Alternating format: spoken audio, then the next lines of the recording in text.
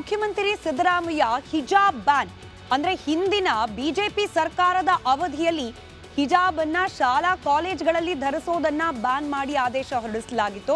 ಇದನ್ನ ವಾಪಸ್ ಪಡೆದುಕೊಳ್ಳುವ ತೀರ್ಮಾನ ಸರ್ಕಾರ ಮಾಡಿದೆ ಅನ್ನೋ ಹೇಳಿಕೆಯನ್ನ ನೀಡಿದ್ರು ಸಿದ್ದರಾಮಯ್ಯ. ಅವತ್ತಿನಿಂದ ನಿರಂತರವಾಗಿ ಹಿಜಾಬ್ನ ಪರ ವಿರುದ್ಧದ ಚರ್ಚೆ ಮತ್ತೆ ತಾರಕಕ್ಕೆ ಬಂದಿದೆ. ಇವತ್ತು ಶ್ರೀರಂಗಪಟ್ಟಣದಲ್ಲಿ ನಡೀತಾ ಇದ್ದಿದ್ದು ಹನುಮ ಮಾಲಾಧಾರಿಗಳ ಸಂಕೀರ್ತನಾ ಯಾತ್ರೆ. ಅದಕ್ಕಿಂತ ಮುಂಚೆ ವೇದಿಕೆ ಕಾರ್ಯಕ್ರಮ.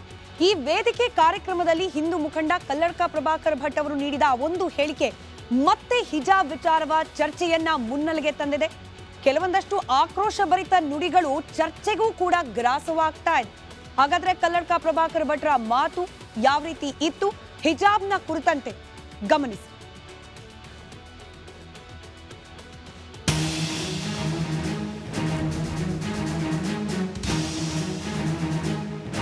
ಮಂಡ್ಯದ ಶ್ರೀರಂಗಪಟ್ಟಣದಲ್ಲಿ ನಡೆದ ಸಂಕೀರ್ತನಾ ಯಾತ್ರೆಯಲ್ಲಿ ಮತ್ತೊಮ್ಮೆ ಹಿಜಾಬ್ ವಿಚಾರ ಪ್ರಸ್ತಾಪವಾಯಿತು. ಹಿಜಾಬ್ ವಿಷಯವನ್ನೇ ಇಟ್ಕೊಂಡು ಸರ್ಕಾರದ ವಿರುದ್ಧ ಆರ್ಎಸ್ಎಸ್ ಮುಖಂಡ ಕಲ್ಲಡ್ಕ ಪ್ರಭಾಕರ್ ಭಟ್ ನೇರ ಸವಾಲಾಕಿದ್ರು. ಇವತ್ತು ಮತ್ತೆ ಅದನ್ನು ಪ್ರತ್ಯೇಕತೆ ಬೀಜವನ್ನು ಬಿತ್ತುವಂತ ಉದ್ದೇಶದಿಂದ ನೀವು ಹಿಜಾಬ್ ಮತ್ತೆ ತರ್ತೇವೆ ನಾವು ಅಂತ ಹೇಳ್ತಾ ಇದ್ದೀರಲ್ಲ, ಹಿಜಾಬ್ ತರೋ ತಾಕತ್ತಿದೆಯಾ ನಿಮಗೆ? ಆ ತಾಕತ್ತಿದ್ರೆ ತರುವ ಪ್ರಯತ್ನ ಮಾಡಿ. ನೀವು ಹಿಜಾಬ್ ಧರಿಸಿದ್ರೆ ನಾವು ಶಾಲ್ ಧರಿಸ್ಕೊಂಡು ಶಾಲೆಗೆ ಬರ್ತೀವಿ ಅಂತ ಎಚ್ಚರಿಕೆ ಕೊಟ್ರು. ನೀವು ಹಿಜಾಬ್ ಧರಿಸಲಿಕ್ಕೆ ಅನುಮತಿ ಕೊಟ್ರೆ ನಾವು ಕೇಸರಿ ಧರಿಸಿ ಹೋಗ್ತೇವೆ. ಕೇಸರಿ ಶಾಲೆ ಆಗ್ತೇವೆ, ಕೇಸರಿ ಟೋಪಿ ಧರಿಸ್ತೇವೆ, ಶಾಲೆ ಒಳಗೆ ಜೈ ಶ್ರೀರಾಮ್ ಹೇಳ್ತೇವೆ. ನೀವು ತಾಕತ್ತಿದ್ರೆ ಅಲ್ಲಾಹು ಅಕ್ಬರ್ ಹೇಳಿ ನಾವು ಜೈ ಶ್ರೀರಾಮ್ ಹೇಳ್ತೇವೆ ಅಲ್ಲಿ.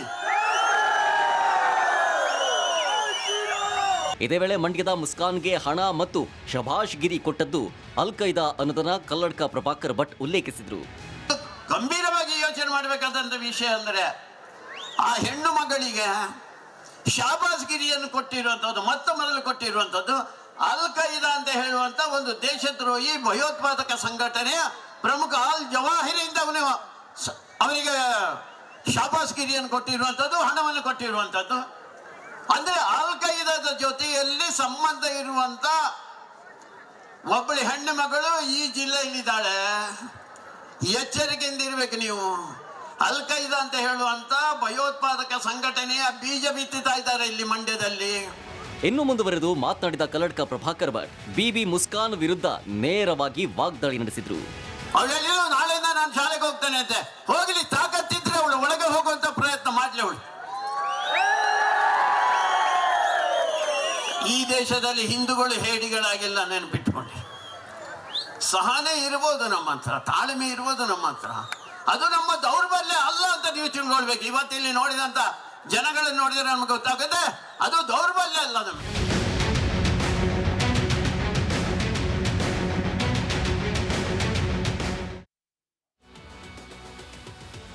ವೇದಿಕೆ ಮೇಲೆ ನಿಂತು ಕಲ್ಲಡ್ಕ ಪ್ರಭಾಕರ್ ಭಟ್ರು ಆಕ್ರೋಶಭರಿತ ಹೇಳಿಕೆಗಳನ್ನೇನೋ ನೀಡಿದ್ರು.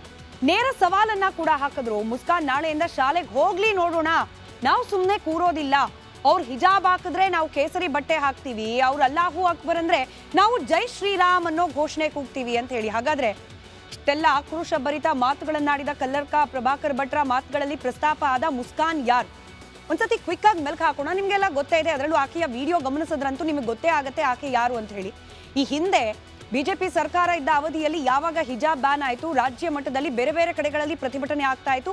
ಹಾಗೇನೆ ಈ ಮಂಡ್ಯದ PS ಕಾಲೇಜ್ನಲ್ಲೂ ಕೂಡ ಪ್ರತಿಭಟನೆಗಳಾಗ್ತಾ ಇತ್ತು. ಹಿಂದೂಪರ ಸಂಘಟನೆಗಳ ಕೆಲ ಹುಡುಗರು ಕೇಸರಿ ಶಾಲ್ ಹಾಕೊಂಡು ಪ್ರತಿಭಟನೆ ಮಾಡ್ತಾ ಇದ್ರು. ಆಗ ಆ ವಿದ್ಯಾರ್ಥಿಗಳ ನಡುವೆ ಅಲ್ಲಾಹು ಅಕ್ಬರ್ ಅಂತ ಹೇಳಿ ಘೋಷಣೆಯನ್ನ ಕೂಗಿದಾಕೆ ಈ ಮುಸ್ಕಾನ್ ಮಂಡ್ಯದ PS ಕಾಲೇಜಿನ ವಿದ್ಯಾರ್ಥಿನಿ.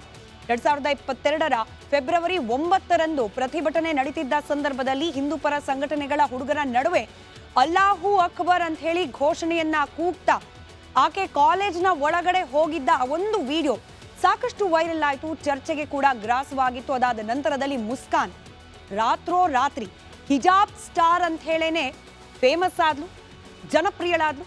ಕೆಲವೊಂದು ಕಡೆ ಆಕ್ರೋಶಕ್ಕೂ ಕೂಡ ಆಕೆ ಕಾರಣಲಾದ್ಲು. ಇನ್ನು ಹಿಜಾಬ್ ಲೇಡಿ ಅಂತ ಕೂಡ ಈಕೆ ಗುರುತಿಸ್ಕೊಂಡ್ಲು. ಹಿಜಾಬ್ ಪರವಾಗಿ ಹಾಗೆ ಹಿಜಾಬ್ ಧರಿಸುವ ಸಮುದಾಯದ ಪರವಾಗಿ ಆಕೆ ಘೋಷಣೆಗಳನ್ನ ಕೂಗಿದ್ರಿಂದಾಗಿಯೇ ಈಕೆ ಮನೆ ಮಾತಾದ್ಲು ಕೂಡ. ಇದಾದ ನಂತರದಲ್ಲಿ ಈಕೆಯ ಪರವಾಗಿ ಕೇವಲ ಭಾರತದಲ್ಲಿ ಮಾತ್ರವಲ್ಲ, ಪಾಕಿಸ್ತಾನದಲ್ಲೂ ಕೂಡ ದೊಡ್ಡ ಮಟ್ಟದ ಚರ್ಚೆ ಆಯಿತು. ಈಕೆ ದಿಟ್ಟ ಮಹಿಳೆ, ದಿಟ್ಟ ಯುವತಿ ಅಂತ ಹೇಳಿ ಪಾಕಿಸ್ತಾನದಿಂದಲೂ ಕೂಡ ಗುಣಗಾನ ಬಂತು. ಇಷ್ಟಕ್ಕೆ ನಿಲ್ಲಿಲ್ಲ, ಈಕೆಯನ್ನ ಅಲ್ ಖೈದಾ ಉಗ್ರ ಜವಾಹಿರಿ, ಈಗೀತ ಇಲ್ಲ, ತೀರ್ಕೊಂಡಿದ್ದಾನೆ, ಈತ ಈಕೆಯನ್ನ ಶ್ರೇಷ್ಠ ಮಹಿಳೆ ಅಂತ ಹೇಳಿ ಗುಣಗಾನ ಮಾಡ್ತಾ ವಿಡಿಯೋವೊಂದನ್ನ ರೆಕಾರ್ಡ್ ಮಾಡಿ ಬಿಡುಗಡೆ ಕೂಡ ಮಾಡಿದ್ದ. ಇಷ್ಟಕ್ಕೆ ನಿಲ್ಲಿಲ್ಲ, ಮುಸ್ಕಾನ್ ಗುಣಗಾನ ಉಡುಗೊರೆಗಳ ಸ್ವರೂಪವನ್ನ ಕೂಡ ಪಡೆದುಕೊಂತು. ಮುಸ್ಕಾನ್ ಮನೆಗೆ ಮುಸಲ್ಮಾನ್ ಧರ್ಮದ ಅನೇಕ ಮುಖಂಡರುಗಳು, ನಾಯಕರು, ರಾಜಕೀಯ ಮುಖಂಡರು ಭೇಟಿ ಕೊಟ್ಟರು. ಬೆಲೆ ಬಾಳುವ ಲಕ್ಷಾಂತರ ರೂಪಾಯಿ, ಇನ್ಫ್ಯಾಕ್ಟ್ ಕೋಟ್ಯಾಂತರ ಅಂತ ಕೂಡ ಹೇಳ್ತಾರೆ, ಬೆಲೆ ಬಾಳುವ ಉಡುಗೊರೆಗಳನ್ನ ಈಕೆಗೆ ನೀಡಿದ್ರು. ಇನ್ಫ್ಯಾಕ್ಟ್ ಹೊರ ರಾಜ್ಯಗಳಿಂದ ಕೂಡ ಮುಖಂಡರು ಭೇಟಿ ನೀಡಿದ್ದು ಅಲ್ಲದೆ ಗಿಫ್ಟ್ಗಳನ್ನ ಕೂಡ ಈಕೆಗೆ ನೀಡಿದ್ದಾರೆ. 5 ಲಕ್ಷ ರೂಪಾಯಿ ಬಹುಮಾನವನ್ನ ಘೋಷಣೆ ಮಾಡಿದ್ದು ಜಮಿಯತ್ ಉಲಾಮಾ ಇ ಹಿಂದ್ ಸಂಘಟನೆ. ಇದೇ ಮುಸ್ಕಾನ್ ಶಾಲೆಗೆ ಹೋದ್ರೆ ನೋಡೋಣ ಅಂತ ಹೇಳಿ ಸವಾಲ್ ಎಸೆದಿದ್ದಾರೆ ಕಲ್ಲಡ್ಕ ಪ್ರಭಾಕರ್ ಭಟ್ರು. ಈಕೆ ಅಲ್ಲಾಹು ಅಕ್ಬರ್ ಅಂತ ಘೋಷಣೆ ಕೂಗಿದ್ರೆ ನಾವು ಕೂಡ ಜೈ ಶ್ರೀರಾಮ್ ಅನ್ನೋ ಘೋಷಣೆಯನ್ನ ಕೂಗ್ತೀವಿ ಅಂತ ಹೇಳಿ ನೇರವಾಗಿ ಸವಾಲ್ ಹಾಕಿದ್ದಾರೆ. ಹಾಗೆ ಅಲ್ ಖೈದಾ ಜೊತೆಗೆ ಸಂಪರ್ಕ ಹೊಂದಿರುವ ಯುವತಿ ಮಂಡ್ಯದಲ್ಲಿದ್ದಾಳೆ. ಜಾಗರೂಕರಾಗಿರಿ, ಎಚ್ಚರಿಕೆಯಿಂದ ಇರಿ ಅನ್ನೋ ಒಂದು ಕಿವಿಮಾತನ್ನ ಕೂಡ ತಮ್ಮ ಸಮುದಾಯದ ಸಂಘಟನೆಯ ಕಾರ್ಯಕರ್ತರಿಗೆ, ಯುವಕರಿಗೆ ನೀಡಿದ್ದಾರೆ. ಇವತ್ತು ಮಂಡ್ಯದ ಶ್ರೀರಂಗಪಟ್ಟಣದಲ್ಲಿ ನಡೆದ ಸಂಕೀರ್ತನಾ ಯಾತ್ರೆಯ ವೇದಿಕೆ ಕಾರ್ಯಕ್ರಮದ ಸಂದರ್ಭದಲ್ಲಿ ಕಲ್ಲಡ್ಕ ಪ್ರಭಾಕರ್ ಭಟ್ ಈ ಹಿಜಾಬ್ ವಿವಾದ ಕೇವಲ ಇಷ್ಟಕ್ಕೆ ನಿಲ್ಲಿಲ್ಲ. ಅಂದ್ರೆ ಸಂಕೀರ್ತನಾ ಯಾತ್ರೆಯ ಸಂದರ್ಭದಲ್ಲಿ ವೇದಿಕೆಯ ಭಾಷಣಕ್ಕೆ ಮಾತ್ರ ಸೀಮಿತವಾಗಲಿಲ್ಲ.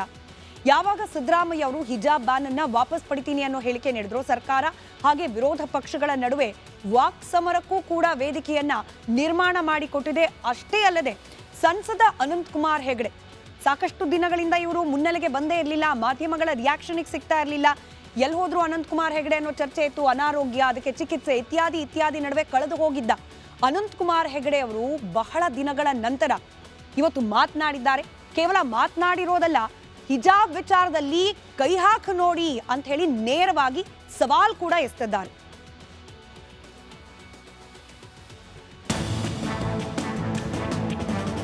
ಹಿಜಾಬ್ ಅದು ವಾಪಸ್ ತಗೊಂಡ್ಬಿಡ್ತೀವಿ. ಏನ್ ಹಿಜಾಬ್ ಇಲ್ಲ ಈಗ,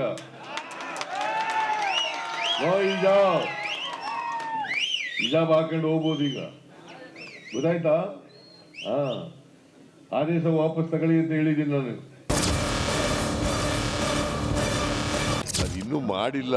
ಅವ್ರು ಹೇಳಿದ್ರು, ಒಬ್ರು ಪ್ರಶ್ನೆ ಕೇಳಿದ ಮೇಲೆ ನಾವು ಸರ್ಕಾರ ಅದನ್ನ ವಾಪಸ್ ತಗೊಳ್ಳಿಕ್ಕೆ ಯೋಚನೆ ಮಾಡ್ತಾ ಇದ್ದೀವಿ ಅಂತ ಹೇಳಿದೆ. ಹಿಜಾಬ್ ಕುರಿತು ಸಿಎಂ ಸಿದ್ದರಾಮಯ್ಯ ಯೂ ಟರ್ನ್ ಹೊಡೆದಿದ್ದಾರೆ. ಇದರ ಬಗ್ಗೆ ಪ್ರತಿಕ್ರಿಯೆ ನೀಡಿರೋ ಮಾಜಿ ಮುಖ್ಯಮಂತ್ರಿ BS ಯಡಿಯೂರಪ್ಪ ಕೊನೆಗೂ ಅವರಿಗೆ ಸದ್ಬುದ್ಧಿ ಬಂತಲ್ವಾ ಅಂತ ಲೇವಡಿ ಮಾಡಿದ್ರು. ಮುಖ್ಯಮಂತ್ರಿ ಸಿದ್ದರಾಮಯ್ಯನವರು ನಮ್ಮೆಲ್ಲರ ಒತ್ತಾಯಕ್ಕೆ ಮಣಿದು ಕೊನೆಗೆ ಅವ್ರ ಹೇಳಿಕೆಯನ್ನು ವಾಪಸ್ ಪಡೆದಿರುವಂಥದ್ದು ತುಂಬ ಒಳ್ಳೆಯ ಸಂಗತಿ. ಈಗಲಾದರೂ ಅವರಿಗೆ ಸದ್ಬುದ್ಧಿ ಬಂದು, ನಾವು ಅಲ್ಪಸಂಖ್ಯಾತರ ವಿರೋಧಿಗಳಲ್ಲ, ಹಿಂದೂ ಮುಸ್ಲಿಂ ಕ್ರಿಶ್ಚಿಯನ್ ಎಲ್ಲರೂ ಒಂದೇ ತಾಯಿಯ ಮಕ್ಕಳಂತೆ ಬಾಳಬೇಕು ಅಂತ ಹೇಳುವಂಥ ಪಾರ್ಟಿ ಭಾರತೀಯ ಜನತಾ ಪಾರ್ಟಿ. ಪ್ರಧಾನಿ ನರೇಂದ್ರ ಮೋದಿಯವರು ಇದನ್ನು 10 ಬಾರಿ ಹೇಳಿದ್ದಾರೆ. ಹೀಗಾಗಿ ಜಾತಿಯ ವಿಷಬೀಜವನ್ನು ಬಿತ್ತುವಂಥ ಕೆಲಸ ಸಿದ್ದರಾಮಯ್ಯನವರು ನಿಲ್ಲಿಸಬೇಕು. ಇದರಿಂದ ನಿಮಗೆ ಯಾವುದೇ ರೀತಿಯ ಲಾಭ ಆಗೋದಿಲ್ಲ. ಹಿಜಾಬ್ ಹಿಂದೆ ಬಿದ್ದಿರೋ ಸರ್ಕಾರದ ನಡೆ ಸಾಕಷ್ಟು ಆತಂಕಕಾರಿಯಾಗಿದೆ ಅಂತ ಸಂಸದ ಅನಂತಕುಮಾರ್ ಹೆಗಡೆ ತಿಳಿಸಿದ್ರು. ಶಿರಸಿಯಲ್ಲಿ ಮಾತನಾಡಿದ ಅವರು ಸಿದ್ದರಾಮಯ್ಯ ವಿರುದ್ಧ ಕಿಡಿಕಾರಿದ್ರು. ಕಾಂಗ್ರೆಸ್ನವರು ಹೇಳಿಕೆ ಕೊಟ್ಟಿರೋ ರೀತಿ ಇದೆಯಲ್ಲ, ಯಾರು ಯಾವುದೇ ಡ್ರೆಸ್ಸನ್ನು ಬೇಕಾದರೂ ಹಾಕ್ಕೊಂಡು ಹೋಗ್ಬೋದು ಅಂತ, ಮುಂದಿನ ದಿವಸದಲ್ಲಿ ತುಂಬ ಆತಂಕಕಾರಿ ಬೆಳವಣಿಗೆಗೆ ಇದು ಕಾರಣ ಆಗುತ್ತೆ. ಅವ್ರು ಹಿಜಾಬ್ ಹಾಕೊಂಡ್ಬರ್ತಾರೆ, ನಮ್ಮವ್ರು ಕೇಸರಿ ಶಾಲೆ ಹಾಕೊಂಡು ಹೋಗ್ತಾರೆ. ಸರ್ಕಾರ ಇರುವುದಂತಕ್ಕೆ. ಲೋಕಸಭಾ ಚುನಾವಣೆ ಹತ್ರ ಬರುತ್ತಿದೆ ಅಲ್ವಾ, ಹೀಗಾಗಿ ಬಿಜೆಪಿ ಹಿಜಾಬ್ ವಿಷಯ ಇಟ್ಟುಕೊಂಡು ಹೊರಟಿದೆ. ಆದರೆ ಬಿಜೆಪಿ ಪ್ಲಾನ್ ಸಕ್ಸಸ್ ಆಗೋದಿಲ್ಲ ಅಂತ ಗೃಹ ಸಚಿವ ಡಾಕ್ಟರ್ ಜಿ ಪರಮೇಶ್ವರ್ ಹೇಳಿದ್ರು. ಈ ಹಿಜಾಬ್ ಇಶ್ಯೂ ಬರೋದು ಬಂದಿದ್ದು ಯಾವಾಗ? ಬಿಜೆಪಿ ಸರ್ಕಾರದ ಅವಧಿ ಅಲ್ವಾ? ಅದಕ್ಕೆ ಮುಂಚೆ ಏನಿತ್ತು? ಸಮಾಜದಲ್ಲಿ ಯಾರು ಕೇಳ್ತಾ ಇದ್ರು ಹಿಜಾಬ್ ಹಾಕೊಳ್ಳೋರ್ನ? ಯಾರಾದ್ರೂ ಕೇಳ್ತಿದ್ರ? ಅವರೇ ಕ್ರಿಯೇಟ್ ಮಾಡಿದ್ದು. ಅದಕ್ಕೆ ಅವರು ಅದನ್ನೇ ದೊಡ್ಡ ಇಶ್ಯೂವನ್ನು ಮಾಡಬೇಕು ಅಂತೇಳಿ ಹೊರಟಿದ್ದಾರೆ. ಅದೆಲ್ಲ ಸಫಲ ಆಗೋದಿಲ್ಲ. ಇನ್ನು ಇದೇ ವಿಷಯಕ್ಕೆ ಪ್ರತಿಕ್ರಿಯೆ ನೀಡಿದ ಪರಿಷತ್ ಸದಸ್ಯ BK ಹರಿಪ್ರಸಾದ್, ಹಿಜಾಬ್ ಮತ್ತು ಬುರ್ಕಾ ಮಧ್ಯೆ ಸಾಕಷ್ಟು ವ್ಯತ್ಯಾಸ ಇದೆ, ಕೋರ್ಟ್ನಲ್ಲಿರೋ ವಿಚಾರದ ಬಗ್ಗೆ ಹೆಚ್ಚು ಚರ್ಚಿಸಬೇಕಿಲ್ಲ ಅಂದ್ರು. ಭಾರತೀಯ ಜನತಾ ಪಾರ್ಟಿಯವರು ಗೋಡ್ಸೆ ಅನುಯಾಯಿಗಳು, ಆದ್ರಿಂದ ಅವರಿಂದ ನಾವೇನು ಇದಕ್ಕಿಂತ ಹೆಚ್ಚಿನ ಏನು ನಿರೀಕ್ಷೆ ಮಾಡಲಿಕ್ಕೆ ಆಗೋದಿಲ್ಲ. ಹಿಜಾಬು ಮತ್ತು ಬುರ್ಕಾ ಭಾಳ ವ್ಯತ್ಯಾಸ ಇದೆ. ಹಿಜಾಬ್ ಅಂತಕ್ಕಂಥದ್ದು ಈಗಾಗಲೇ ಹಲವಾರು ಶಾಲಾ ಕಾಲೇಜುಗಳಲ್ಲಿ ಅದು ತಲೆ ಮುಚ್ಕೊಳ್ಳೋಕೆ ಮಾತ್ರ ಮತ್ತು ಎದೆ ಮುಚ್ಕೊಳ್ಳೋಕೆ ಆಗ್ತಕ್ಕಂಥದ್ದು ಹಿಜಾಬ್. ಬುರ್ಕಾ ಅಂತ ಹೇಳಿದ್ರೆ ಸಂಪೂರ್ಣವಾಗಿ ಮುಖ ಕಾಣದೇ ಇರ್ತಕ್ಕಂಥದ್ದು. ಶಾಲಾ ಕಾಲೇಜು ಕಾಂಪೌಂಡ್ವರೆಗೂ ಬರೋವರೆಗೂ ಬುರ್ಕಾ, ಆನಂತರ ಹಿಜಾಬ್ಗೇನು ತೊಂದರೆ ಆಗಬಾರ್ದು ಅನ್ನೋದು ನನ್ನ ಭಾವನೆ. ಸುಪ್ರೀಂ ಕೋರ್ಟ್ ಏನು ಹೇಳುತ್ತೆ ಅದನ್ನು ನಾವು ಮುಂದೆ ಏನು ಮಾಡಬೇಕು ಅನ್ನೋದು ಪಕ್ಷ ಯೋಚನೆ ಮಾಡಿ. ಒಟ್ಟಿನಲ್ಲಿ ಸಿಎಂ ಕೊಟ್ಟ ಹೇಳಿಕೆಯಿಂದ ರಾಜ್ಯದಲ್ಲಿ ಮತ್ತೆ ಹಿಜಾಬ್ ವಿಚಾರ ಚರ್ಚೆಗೆ ಬಂದಿದೆ. ಇದನ್ನು ಯಾವ ಹಂತಕ್ಕೆ ಹೋಗಿ